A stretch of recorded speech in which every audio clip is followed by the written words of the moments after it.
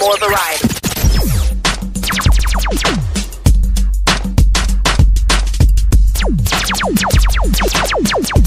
We ain't one at a time here. We're mass communicating. You're listening to Para X.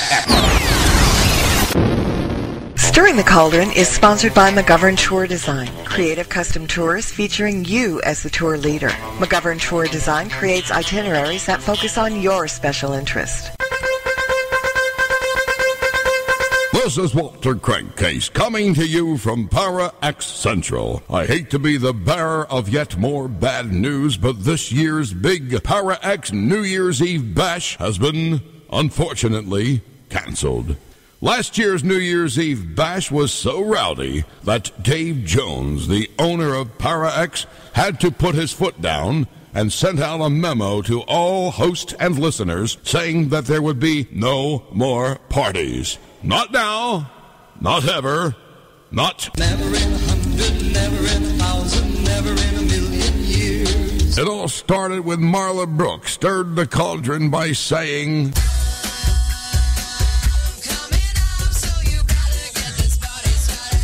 But then Reverend Tim Shaw, who was our congenial host for the evening, pushed his way onto the dance floor, waving a large sprig of mistletoe, singing...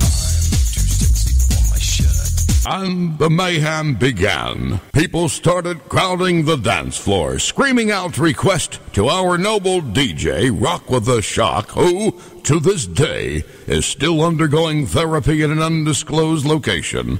The last anyone saw of him that night, he was carted away by two men in white coats singing, They're coming to take me away, ha-ha. But I digress. Back at the party, while Tim's wife Nancy was desperately trying to get Tim off the dance floor, making sure he didn't take anything else off, the Paranormal View's Henry Foister grabbed his wife Patsy and shouted, Come on, let's twist again, like we did last summer. Not to be outdone, our own ceiling cat put on those notorious dancing shoes of hers, proclaiming herself to be the astral bag lady. Reverend L. Newman hollered. And when Tom Force asked her what the heck she was thinking, she said,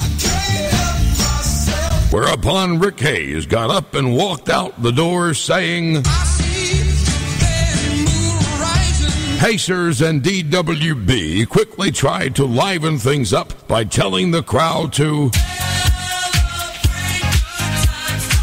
But the ghost soldiers quickly reminded them that... You can't always get what you want. Jeff Gould, who was working like a badger bartending for the evening, got a little carried away with his own concoctions, and folks noticed he seemed to be... Wasting away again in Margaritaville. Whereupon Karen sadly announced to the crowd. And later that evening, as things kept going downhill, everyone heard Dave Jones loudly lamenting in the men's room.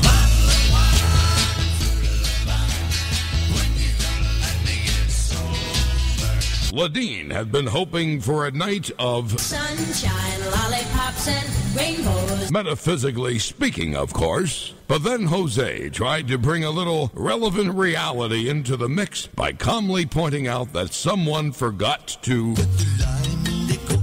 Scott, who had been searching for his friend Moofy all night, running around the room frantically asking everyone, Where's the beef? Meanwhile, Marcus Brooks was standing in a far corner of the room telling Sandy Peters that he was ready to... Take the last 10 pots. As if that wasn't enough, Reverend Tim, now with a snootful, could be heard from the back of the room lamenting...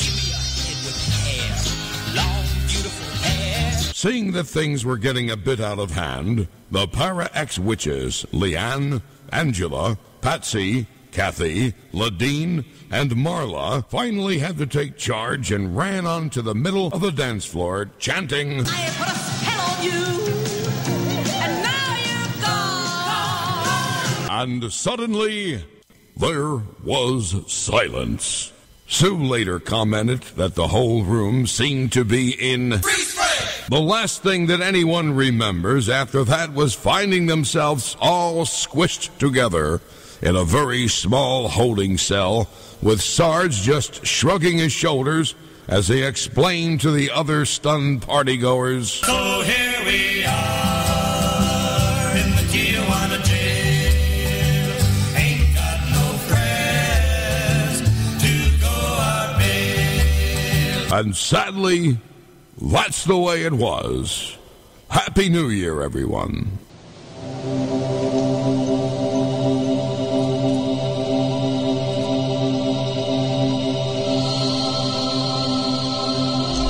Merry meet and merry part, bright the cheeks and warm the heart. For tread the circle thrice about, to keep unwelcome spirits out. Bide within the law you must, in perfect love and perfect trust. Mind the threefold laws you should, 3 times bad and 3 times good. These 8 words the read fulfill, and ye harm none, do what ye will.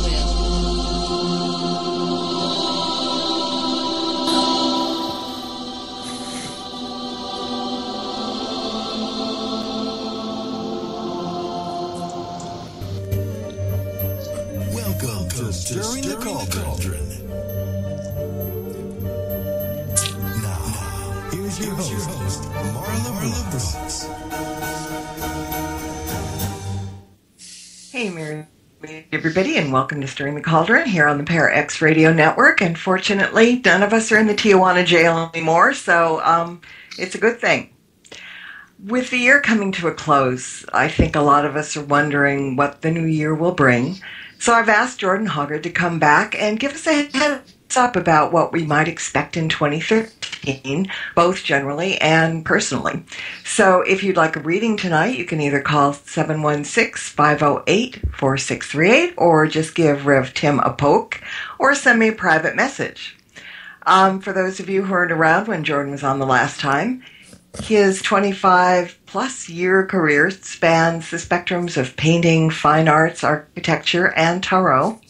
And he's the creator of Tarot in the Land of Mysterium. And where is the Land of Mysterium? Well, it's a place where you can establish harmonious relationships with your ideas and feelings, explore identity and personality, and guide your intuition and imagination. Well, Jordan, welcome back to Stirring the Cauldron. Thanks so much, Marla. Great to be here. It's always good at this time of year to kind of get a heads up about what we can look forward to, or, what we can do about what we find out is coming up. So I think we should start out just a little bit first, though, about talking about the mechanics of the tarot, how tarot reading is different from, say, an astrological reading or a psychic reading, or is it different at all? I find them both, and all 3, and then all 9, and all the other, to be modes of divination. They're ways of seeing the psychic landscape. Things you think about every day. It could be your schedule, it could be an epiphany, and what I find with tarot is specifically there are specific images to catalyze or to be sparked off of. Astrology functions the same way, where planets are presenting their personalities in a room of sorts. But with tarot, it's very direct from my perspective. And when you lay down the cards, they literally spurn images, and those images can then inform you as to things maybe you know that are going on, and you just simply haven't verbalized, and really inform your intuition. Yeah. I don't know. Some people think everything is carved in stone, when they get any kind of a reading. They think, well, this is just the way it's going to happen. But that's not the case at all, is it? Well, I agree. And it's the same thing that I think is funny you just sparked right there is that I'm an architect. So everything's carved in stone. And I commission more stone carvers when I want to change it. So there you go. So, everything is fine with the world, including my desire to change it. Well, we don't want to change the world, and if not the whole world, at least our own worlds. Exactly, and I think that's what every breath can be a prayer one by one, and that's almost all that need be. And we go around and we go through and we go above and below, and it's just like a giant sandbox. And I think that when we get it to be too overly serious, we miss those quiet, tiny little shooting stars of, they could be mundane inspiration. But I think it's really important to not take listening too seriously. One of my recent jokes is, whatever narcissist salesperson made the "you have two ears and one mouth, so you should listen more," was basically just politely saying, shut the heck up and listen to me. And the reality is, I think people take their two ears and they can listen to themselves and then also hear themselves speak. Mm-hmm. Yeah, exactly. Exactly. Now, we've got a couple of people already wanting a reading, if that's okay. So I think what we'll do is kind of maybe intersperse those with talking about what's in store for 2013, if that's all right with you. That sounds great. And remembering the precedent of what happened last time, and we got our wonderful feeding frenzy, then I think that I would like to present to people just after the show or during the show, if you don't get in to get a reading, look at finding what is your 100% uncut identity. So look at your moon. What's your genius, your madness, and your passion? Basically, find your inner lunatic.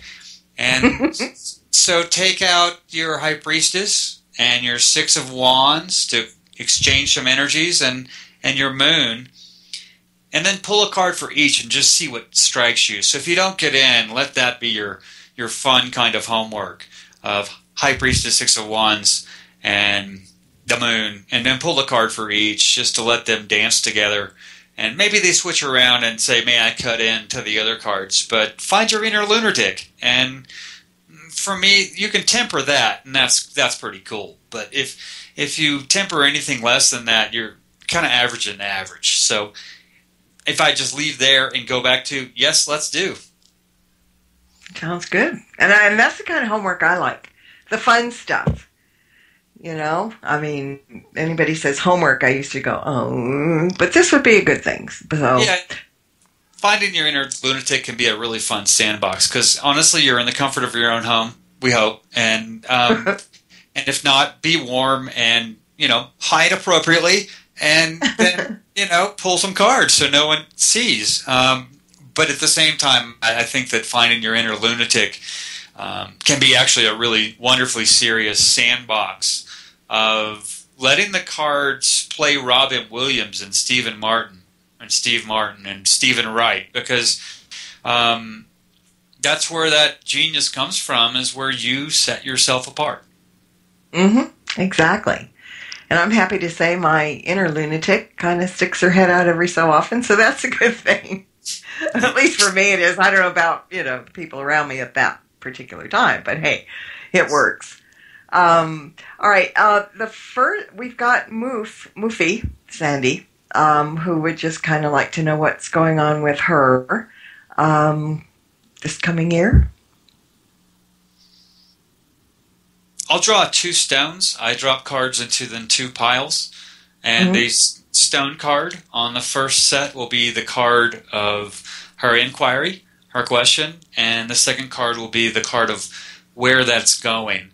And then each card will have a treasure card, a treasure of the stone below the card. So the first card is the Ace of Cups. And so if she does gardening, I would let her really inform herself with that. Because this is one of those times when you need to start to recognize tiny little things by the simple leaves when they pop up to the ground and not trample on them. Because you're going to need to make walking paths around these tiny little things. With that Ace of Cups, there's going to be very brand new, fulfilling things coming up.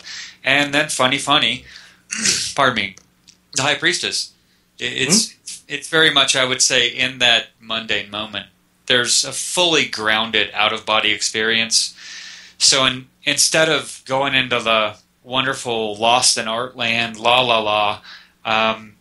I've done this and I've done the work and I've done that, and which basically comes across, frankly, as posturing. Just sit back, raise your own one eyebrow to yourself, and understand where you feel most resonant. Where you feel most resonant, especially in regards to those new little sparks, those new little fulfilling Ace of Cups pieces you see. Because under the case of Ace of Cups is the King of Pentacles. And I think that will grow into a naturalized, very solid direction as things foliage up, so to speak, and then begin to flower.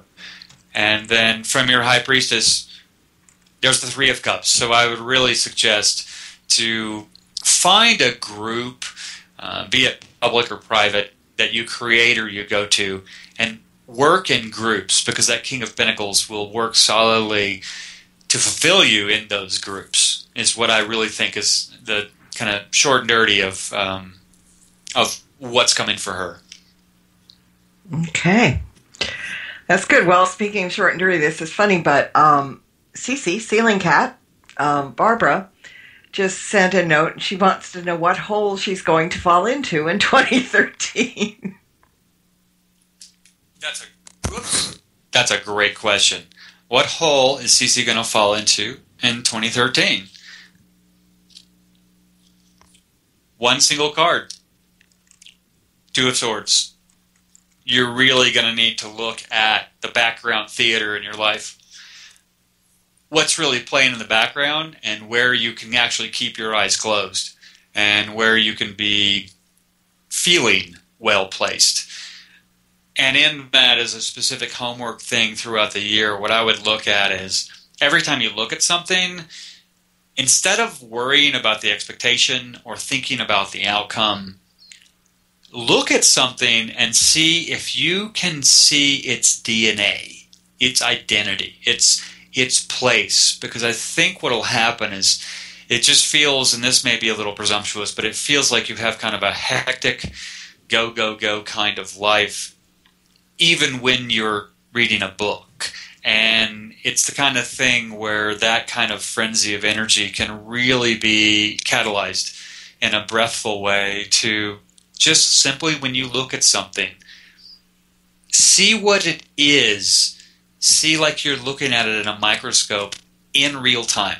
Don't ever leave the track kind of thing. But look at, so the hole you're going to fall into is the whole of each and everything you see.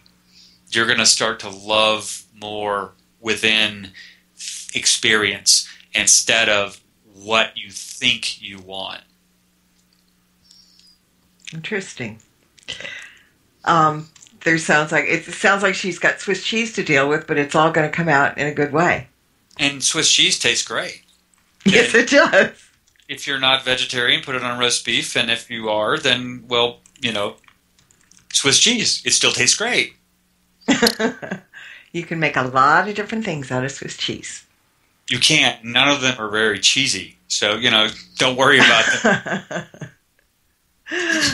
All right. I know we have a couple of other people that want readings, but let's break it up a little bit so you can breathe in between. And let's talk a little bit about the deck. The Tarot of the Mysterium is different from other tarot decks in that imagination, rather than set rules, plays a big part. As in the major arcana and the four suits have a particular kind of imagination attributed to it, correct?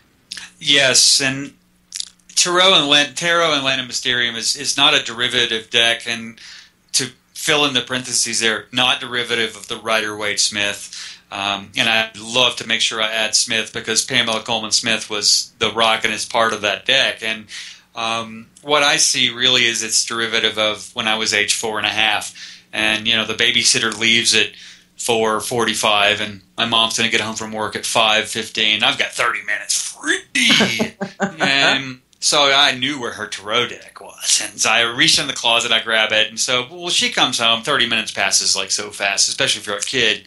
And she walks up, just kind of smiles, and she hands me the book. And I put the book back in the box and said, well, Mom. And it's more of one of those kind of whatever. Mom, I'm not doing a reading. the cards are telling me stories. We'll scroll forward 25 years to when I started to preliminarily do artwork that was, now I realize, they were pretty much seeds of this deck, Tarot and the Land of Mysterium. I had a deep appreciation for that moment, because then it became, I had teachers later, but it was way, way, way decades after I was self-taught. So those teachers became more colleagues. And what's interesting to me is Tarot and Land of Mysterium is the kind of deck that you can pick it up, and you don't need to know anything about Tarot or English or French or any other language, and just, what do the cards strike you with? What's the first thing that comes to your eye on the card? And people have mentioned that the architectural portal opens into a very surreal landscape with very surreal characters. And in short, the major arcana travel through and make cameos in lots of other cards. And by lots, I mean 40, 45, 48 other cards. Major arcana just show up. And they're there as not narrator at that point, because that card is the narrator at that point in the Fool's Journey. And they really bring in, I find, a major, literally, aspect, so as not to minimize the minors, because from my perspective, some of the most mundane things can be the most divine. And at the same time, you don't give a rat's hoopy about how divine they are. They were just, wow, I'm so glad I did that. I think I'll go back to that restaurant again. So I think, in short, Tarot and Land of Mysterium it's a surreal world that's not surreal in that it's hard to get. It's simply all similar, each unique. You get what you get. And so you can pick up the deck and just go. And instead of looking at the book. And from that perspective, you get the book, and the book provides a whole other story. The cards actually speak. They talk in the first person to you. And I've found people who've used Tarot and the Land of Mysterium for a year daily, and they've said it's changed their lives. And then they laughed and said, "Oh, and that real epiphany I emailed you 6 months ago? Yeah, if I would have read the book." But we laugh back and forth through email, because I'm glad they didn't read the book at that point, because they came to kind of a commonality or a common genius of imagination, but from their own perspective. And I find then, when you read a story in my book or in another book, and you have experience with that, you just smile, or your eyebrows raise up, or your eyes brighten, or your temples flex, because you found an historical friend, alive or dead. And so that's really, to me, what Tarot and the Land of Mysterium is about, is just open it up and go. It's kind of like a Mac. You plug and play. Or there you go.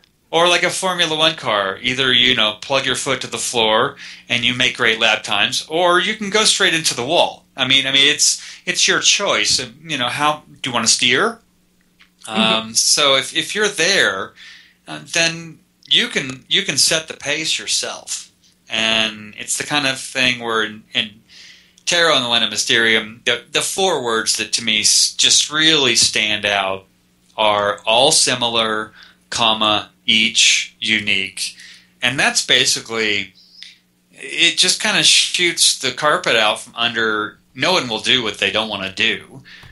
But when they find out what they like to do, they can include all the general groundwork that's necessary on their own terms.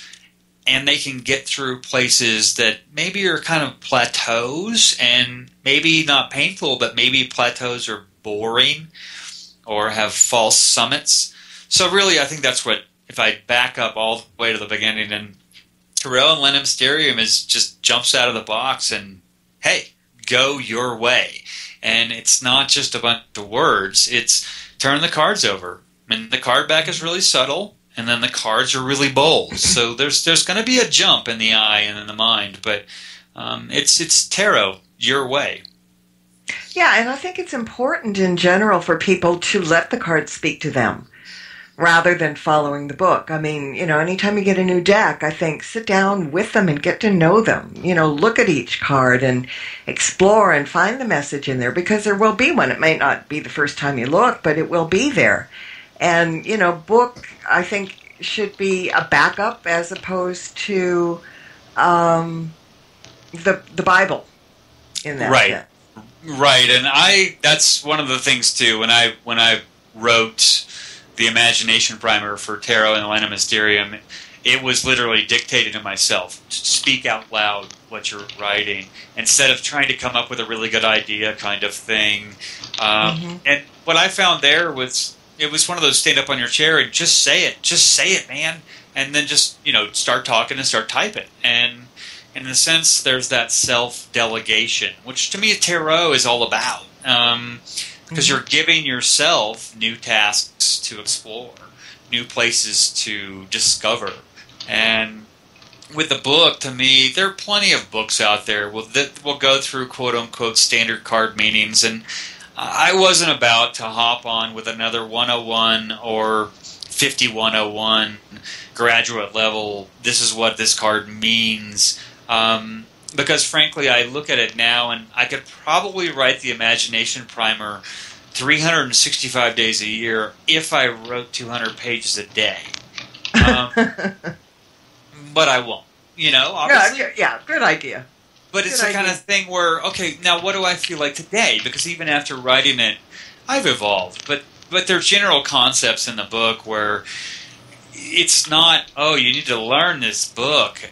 You read the book more like a novel. I mean, and you can I Ching the book and just flip the pages, whether you pull that card or not. And the book works in sequence where each card is on stage. They literally say, enter the moon or enter the high priestess, and then they start talking. And so, again, they speak to you in the first person. So there's been some various funny quotes in reviews about, oh my God, he had an emoticon in his book. Okay, well, wow, if that's all it takes to get you to say, that's not a good book. Editing is really coming towards more of a social media perspective, and people have to evolve a little bit. So to me, it was, in that sense, very conversational. Well, speaking about being on stage, we have Jeff Gould in the wings waiting to come on and get a reading. Jeff, you there? That'll be me. Hello. Hello. Happy New Year, all. Same to you. I was kind of surprised to hear the shout out in the new promo. I was like, is this Marla's show? What is this? And then all of a sudden my name pops up. I'm like, whoa! Yeah, well, just a good way to welcome in the new year. What can I say? Exactly. Well, I actually have some projects coming up in next year, and I'm curious as to whether or not they're actually going to come into fruition and whether or not that'll be career advancing or just like flash in the pans or what. Pull 3 cards, Jeff, and 4 of Pentacles, 9 of Swords, 7 of Pentacles. 4 of Pentacles comes here to where simply it feels like the ground you're walking on right now is kind of as inspirational as your sky. So things are really coming together. They're not just pie in the sky up there. You're able to reach up and grab a piece, so to speak. 9 of Swords tells me you're going to have some really dynamic, maybe almost frenzied at times, communications, but that with these projects there's going to be a lot of people playing their paired parts. So what I would look for is back to that 4 of Pentacles, where there's a 4, that's a first number of stability. Look for all the pairs, but look for the ones in your system of your project or your project management that are kind of one-offs, and really focus in on them, because it feels like the pairs will feed off of themselves, so that anything delegated in, they will basically work together to chop it up and work it. Look for the ones, the singles, the people who don't have pairs that really could use, I think, the highlighting or the focus, because the last card, the 7 of Pentacles, really is a depth of above And if you think about that kind of switch of architectural scale, a depth of above, where you are actually up on a higher island, so to speak, and the sky is below you. So instead of reaching with this project, I would really look for how do you write policy, or how do you write particular components, back to that Four of Pentacles, where the ground you walk on is as inspirational as the stars in your sky, which to me also says be very careful about where you step. Make sure each step is effective. And I would have to say screw efficiency. This is about what's best for the identity of the project, and make sure each of those steps is effective in that light. Because I think you'll come to find pretty soon with this project that you're working from a depth of above. And that means, in a sense, not so much looking down. It's that instead of striving, there's really more of a reining this project into fruition. And that can be R-A-I-N, like raining down, or R-E-I-N. Make sure you keep the hands on the reins and feel the impulses coming through those reins. And you'll know, don't bark, don't respond to every barking dog along the way kind of thing. I think that's really what's coming. Does that resonate with you, Jeff? A little. Mainly, as Marla already indicated, I'm an actor, and I've got 2 to 3 independent films that I'm going to be working on in principal roles, and which is kind of a big thing after all this time. And I just was curious as to whether or not they were going to actually be done. Obviously, would be one thing, because sometimes things can fall apart. And if they are completed, will they be career enhancers, or will it be like, and he was known for these, kind of things? Right. It really feels the dynamism in play now that you kind of clarify towards your intent that way. The dynamism in play is going to go from that Four of Pentacles in a kind of juggling way to almost fruit on a tree, pick at will. So I think you're going to be able to choose, and there are going to be line items for each piece, obviously, but it feels as if the fruit from this next progression of your work is going to be choosable by you in terms of which direction you let it take you. That's good. I like that, Jeff. We've got standing room only here. So I'm going to let you go, but that was some kind of cool information coming up for you. Well, see you on Saturday, Marla. Okay, that's right. Thank you, Jeff. You're on our show. Take care. Yes, I am. Thanks, Jeff. Happy New Year, all. Thanks. Thanks, Jeff. Bye-bye. Thanks. All right. I'm going to make a quick announcement that if you guys want to call in and you can't get through on the phone, you can get a hold of Tim on Skype. It's Rev Tim Ghost. And that's another way to get in. But in the meantime, Ladine is asking what's coming up for her next year.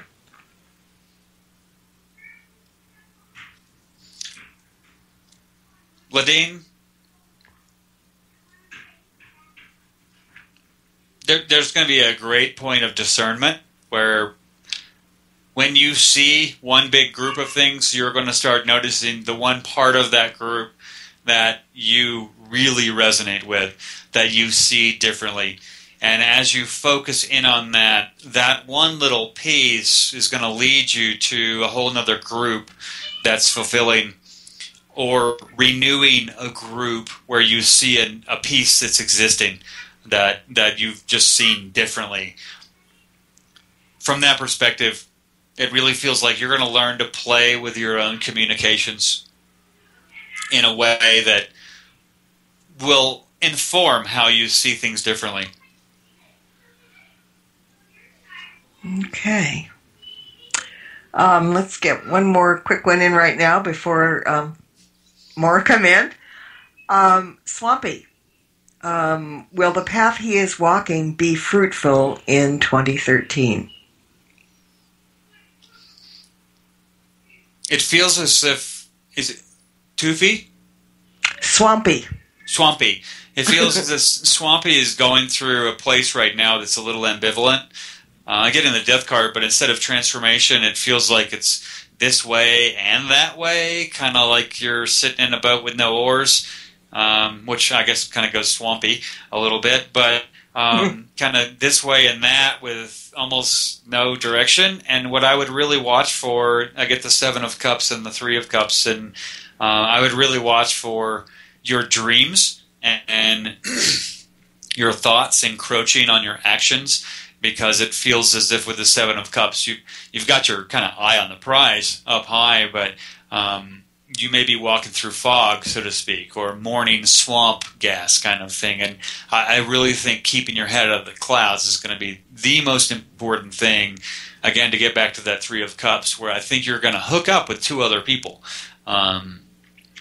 One of them feels to be new, and one of them feels to be someone you've known for quite a while, but it's going to create a group that's going to come up to make quite, I'm going to say, more vivid experiences where, in a sense, you'll listen to them more. I laugh when I say ADD. It feels like with that death card, there's really more of an ALAS, that which is more like you can't even get to the title. The attention, look, a squirrel.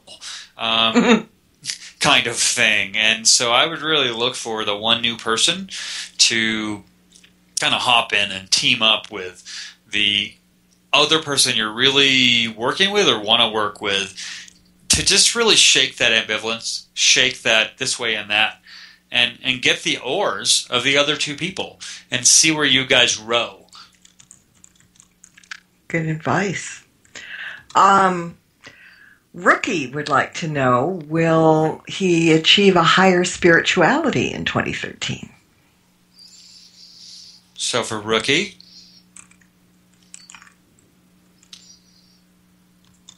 two cards, 10 of Swords and the Devil.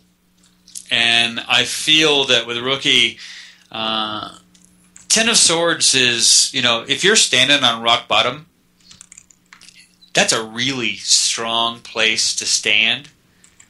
So basically, if you're standing on rock bottom, say F it and stomp on the stone, because it's not going to give, and you can go, everything else looks better from there.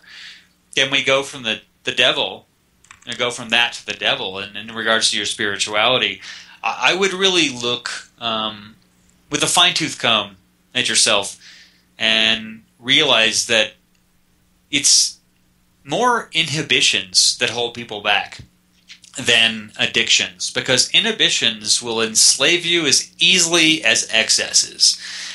And in that sense, look for where you are completely balanced, and instead of in spirituality saying at 1, think about your feet. Left, right, left, right. You never think about, oh, my feet are at 1.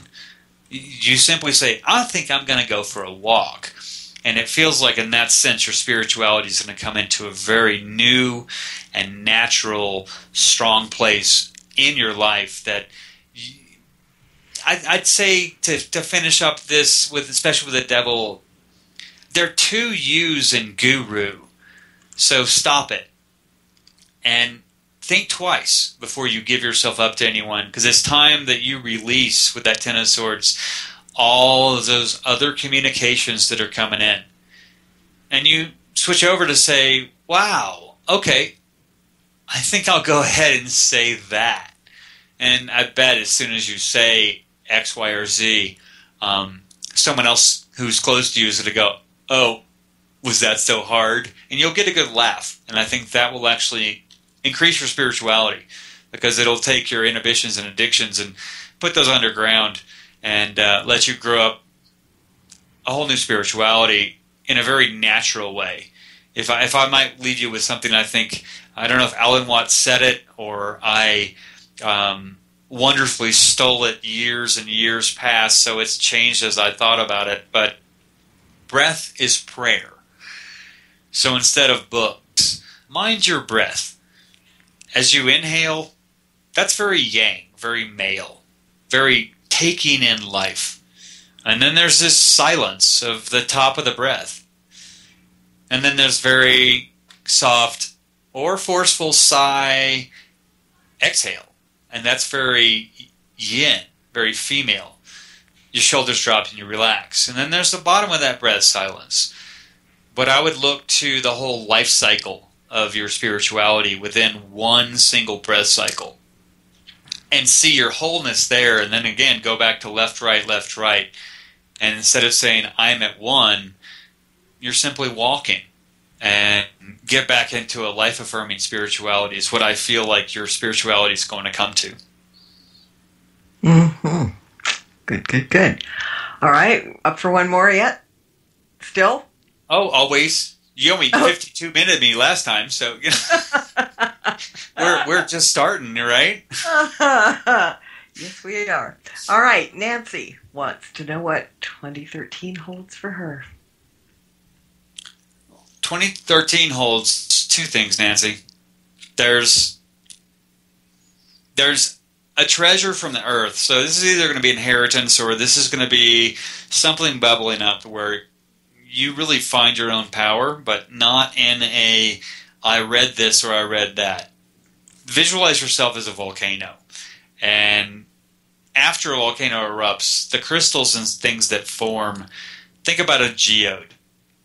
So you may have a little bit of kind of cracking of things to do to open them up and discover. I don't think you'll be turning things over to find things easily this year, but it won't be anything more difficult than I want to go for a swim kind of thing. And then you get the Ten of Swords as well, which I would say I would release the communications that are just barraging you. Because it's going to come back to, you're going to see more clearly the fleshed out treasures of the earth that are coming to you this year.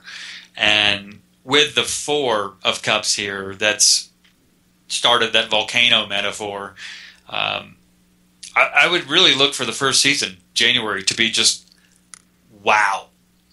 January, February, March, things just really coming into fruition. But then don't get bored with the cadence of Season 2 and Season 3 and Season 4. Let that be the garden naturalizing as the sun gets higher in the sky. So I would say forget or ignore as much as possible all the communications that are barraging you from all sides, places you're spending 10 times of your time kind of thing, and try to look back to where you sit. Hello? Okay, Jody? Hello, it's Jody. Hi, hang on just a second. Jordan, were you done with Nancy yet, or? That was, it's funny, that was a period in the sentence right there at the end. I know. They say timing is everything, right? It is. Sounds like a phone ringing. Yes, and we have Jody on the line. Hello. Hey, Jody. Hi, how are you? How about you? Good. Just calling in. Seeing what you have in store for my future. Which part of your future? Oh my goodness. Well, how about the professional side of my future? What do you see coming up? In your professional life, I really see you're going to need to stick to the point very, very strongly. There are going to be a lot of big ideas that come up in front of you, but just don't let them cloud your vision. Okay. I'm going to see you really need to either delegate or work with others. I'm getting the Three of Cups in the second card here, where it's not going to be just you. So basically, don't go it alone, and basically balk, squawk, or laugh. Make sure that you don't get stuck in a meeting going nowhere that does not allow the communications to play, because you know there'll be memos right after that of why did this meeting go down the tubes. So there's going to be a point of presence of seeing things as they are, and don't go for the water cooler talk. Do it in the meeting. You need to step up in the meeting because it feels like there's a lot of things clouding what's going on, and I think that's really what's jumping out at me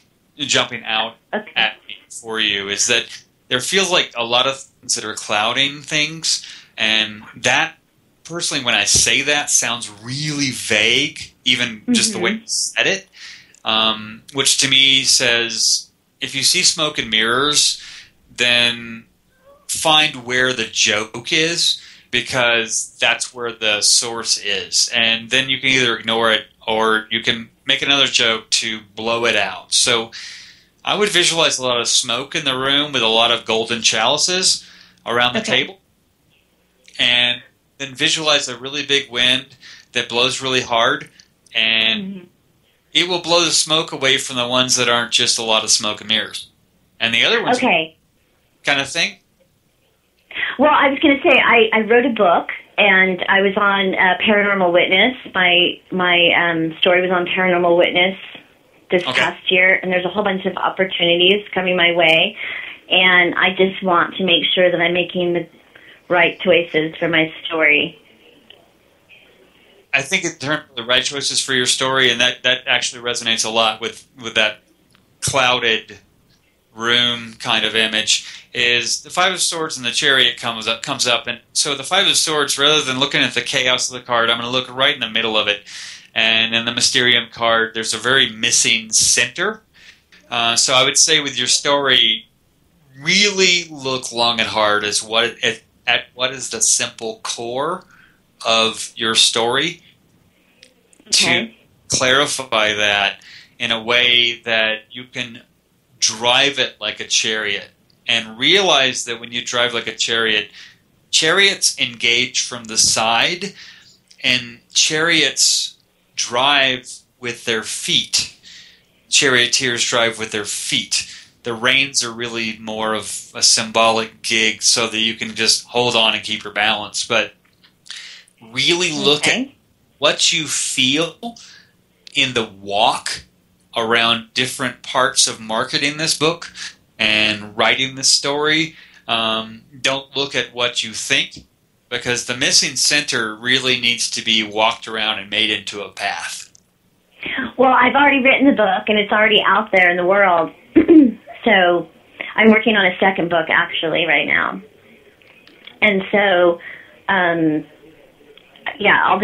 all these opportunities are coming my way because of this book and my story. And so, I just want to make sure that I'm on the right path, and that people hear that this story that I've already written is much more than just like a simple, simply a ghost story. It's like a spiritual journey of discovery, and that's like the center, or that's the core message, Like Harold and the Purple Crayon, the Phantom Toll Booth, but for paranormal kind of thing. Yeah.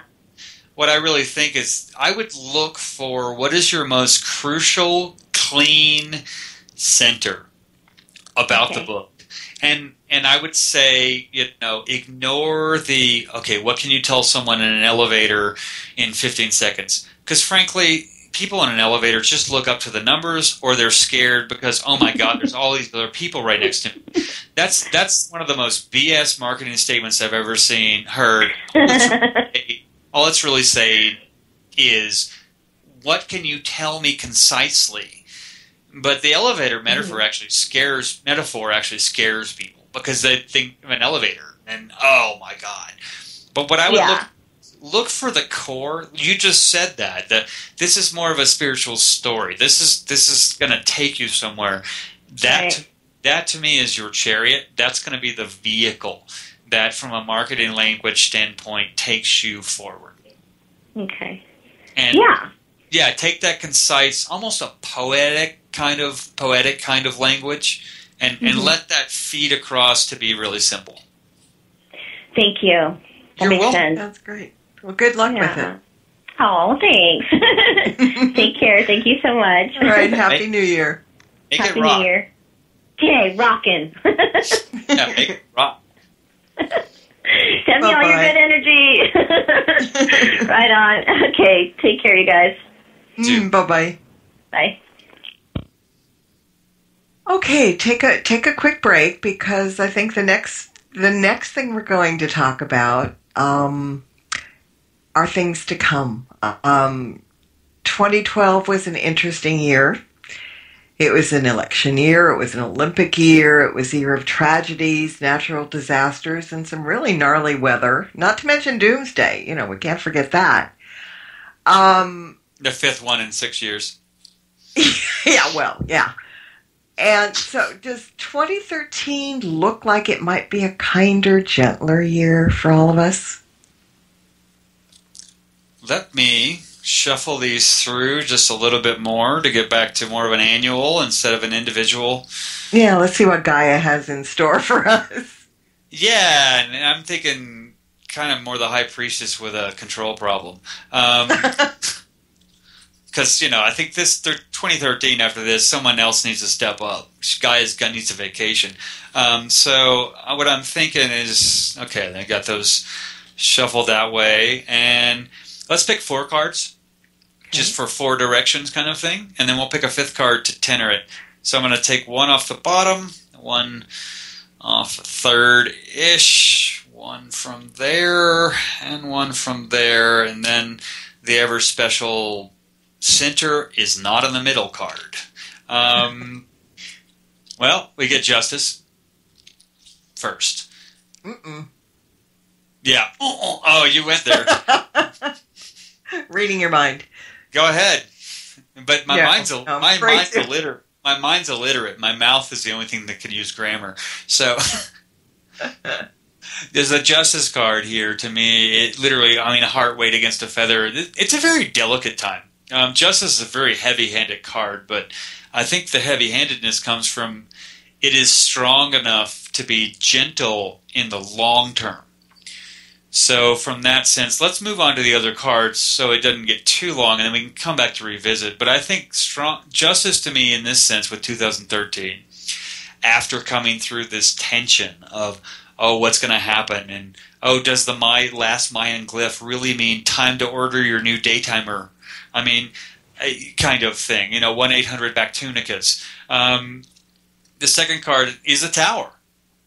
Things are going to get shaken up.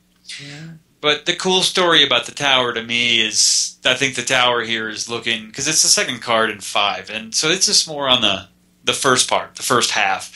I think it's important here to talk about the tower story as a verb, where, when you go through the story and all of the smoke and rubble clears, and this little child with glowing eyes as the sun just zips over the horizon, and all of a sudden it's night because it's the tower.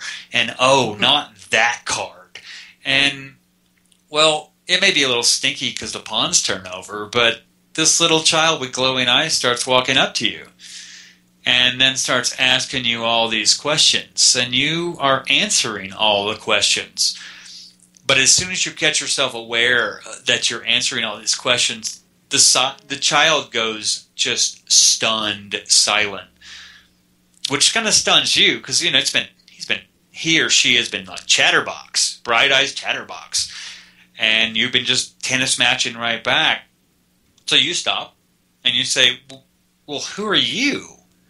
And the child just temples flex and eyes get brighter and smiles and says, "Well, hey, silly, I'm you, only new." So I would look at that part of the tower this year of the I'm you, only new. That little kid who, bring him out to play. Get the Frisbee. Because the next card is the Ace of Cups. And we're going to come back again to, I think we're going to have multiple new fulfilling things that are opportunities. I know we're in this regulatory agency age, which is basically derivative of the post-industrial. So you go from efficiency to really effing boring.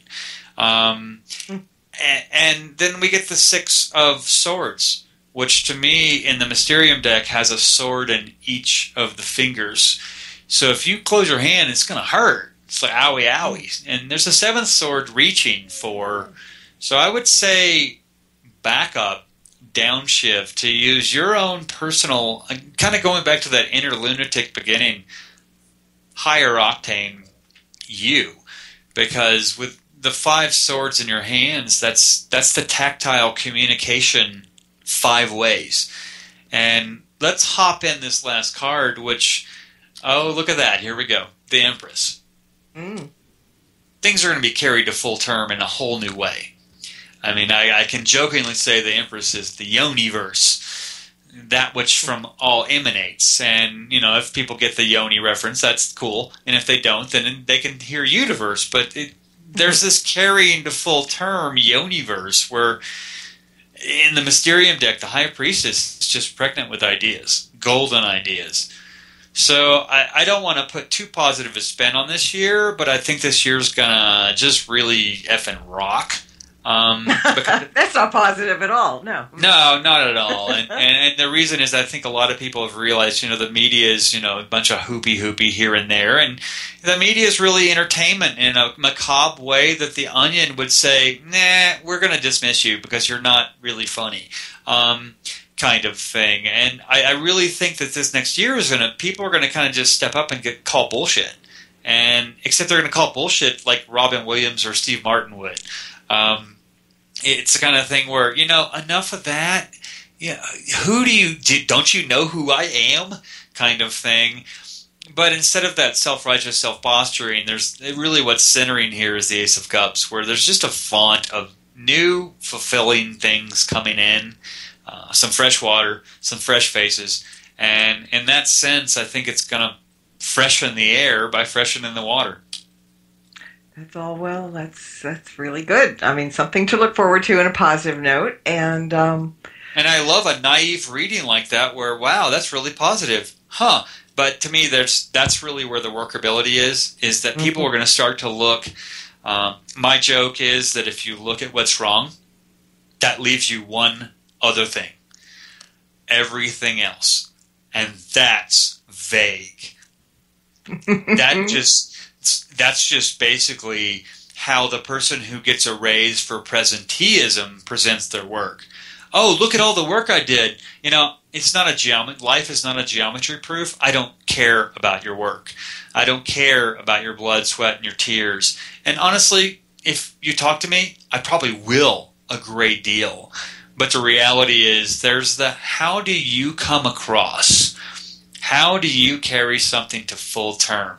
And when you stumble twice, do you get up 3 times? But when you work with what's wrong, it leaves you one thing. Everything else, that's vague.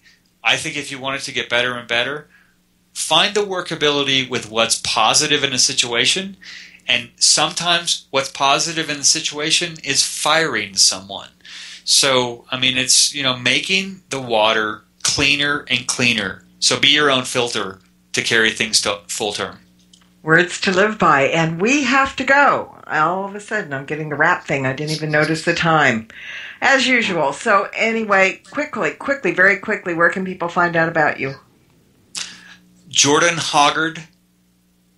jordanhoggard.wordpress.com. Perfect. Well, it's always a pleasure having you on. Please do come back. You know you're always welcome, and I will be knocking at your door again soon. And thank you. Thank you all for listening, and I want to wish everybody a very blessed and happy new year. And until next time, everyone, blessed be, and merry meet again. Good night. This has been another edition of Stirring the Cauldron with Marla Brooks. Be sure to tune in next week at the same time for another great guest and more fun. Any rebroadcast or other use of this program without permission is strictly prohibited. Copyright 2009.